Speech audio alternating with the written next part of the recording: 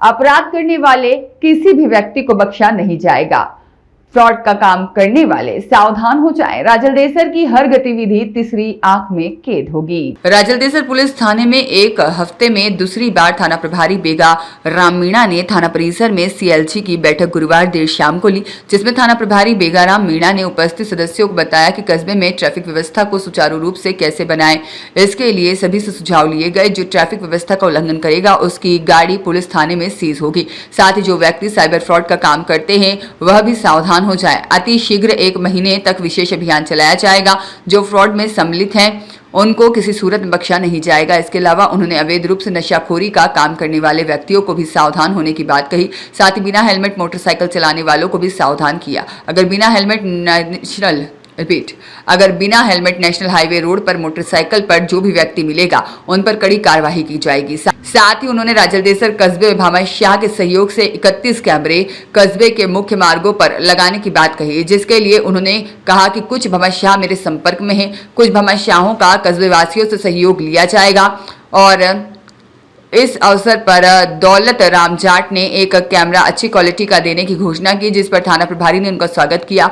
बैठक में निजी शिक्षण संस्थान के अध्यक्ष भुवनेश्वर शर्मा, श्रवणकार समाज के अध्यक्ष गंगाराम सोनी, वीरेंद्र लाटा, मोहम्मद शरीफ छिपा, फारूक छिपा, भगवान दास स्वामी, सामाजिक कार्यकर्ता विक्रम शर्मा, इंदर चंद देवड़ा, भादर भामू, कालू राम तंवर, सरवन बारूपाल और पंडित देवकी नंदन दाधीच, दीपाराम जाट, कमला प्रजापत, जीवन राम प्रजापत, डॉक्टर मोहन मेघवाल, राम दयाल राजपुरोहित आदि सदस्य उपस्थित थे। सर, कल माननीय एसपी महोदय के निर्देशानुसार पुलिस थाना परिसर के अंदर आपके आने के बाद दूसरी सीएलजी की बैठक आयोजित की गई। क्या क्या दिशा निर्देश दिए गए सर?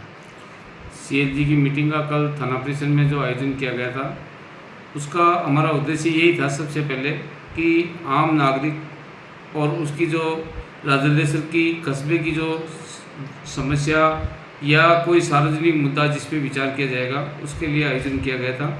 तो सीएलजी के जो सदस्यों ने जो जो समस्याएं बताई, उन पे सबसे पहली समस्या तो मार्केट के अंदर जो है वो यातायात से संबंधित थी। जिन्होंने बताया कि जब बैंक ऑफ बड़ौदा और अन्य जगह पे यातायात के जो वाहन वगैरह खड़ा करने का जो तरीका है उसे रास्ता बाधित हो रहा है।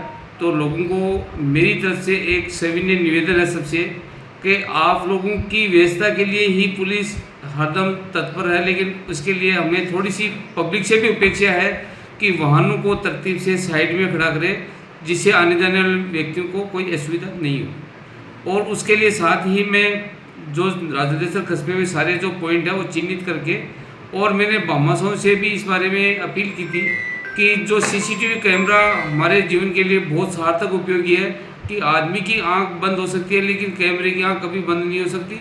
तो इसमें आगे से आप इस तरह से एक मोटिवेट के रूप में मान लो या उदाहरण के रूप में जो भामाशाहों ने जो बातें रखी अपनी का सर हम तय दिल से और कस्बे के अन्य लोगों को जागरूक करेंगे और हम प्रयास करेंगे कम से कम जो मेन रास्ते हैं जो आने जाने के उन पर हम सीसीटीवी कैमरे जन सेवार्थ के लिए लगाएंगे, जिससे किसी भी घटना का ट्रेस करना हो या कोई सूचना चाहिए आपको तो तुरंत आपको अवेलेबल हो जाए। इसके अलावा मैंने इस माध्यम से ये भी अपील किया था कल कि हेलमेट और सीट बेल्ट जीवन बचाने के लिए सबसे इम्पोर्टेंट महत्वपूर्ण है, जिसके लिए प्रयास करें कि कोई भी परिवार का गार्जियन हो या छोटे बच्चे हो, कोई भी हो, नाबालिग को कोई वाहन चलाने नहीं देवें और घर से जब भी बाहर जाएं व्हीकल लेकर तो हेलमेट लगा के जाएं और 4 व्हीलर लेके जा रहे हैं तो सीट बेल्ट का अवश्य प्रयोग करें। एक शराब पी के कोई वाहन नहीं चलाएं। रात्रि के समय बिना किसी उचित कारण के कस्बे में आवागमन नहीं करें। अगर मुझे इस तरह से पाया जाएगा तो विधि सम्मत कार्रवाई की जाएगी और मैं कंटिन्यू रात के समय 12 से 4 बजे 5 बजे तक गश्त में अगर कोई मिलता है तो मैं पर्याप्त बिना किसी उचित कारण के अगर मिलेगा तो जिस विधि का उल्लंघन करेगा उसके अकॉर्डिंग उसके विरुद्ध नियमानुसार कार्रवाई की जाएगी। और इसके अलावा जो भी स्कूल कॉलेज या कोई ऐसा वार्ड है जहाँ कोई अनैतिक गतिविधियाँ, कोई होटल ढाबा किसी भी तरीके से पाई जाएगी और जो नशे में किसी भी तरीके से कोई प्रयोग कर रहा है, बेचान कर रहा है या इस तरह से कर रहा है तो मैं अधिकतम इसी तरह से गश्त के दौरान या आकस्मिक चेकिंग के दौरान प्रयास करूँगा कि कोई भी अनैतिक क्रिया अगर पाई गई या किसी के द्वारा कोई ऐसा विधि विरुद्ध कार्य करता हुआ पाया गया तो उसके अगेंस्ट विधि सम्मत कार्रवाई की जाएगी।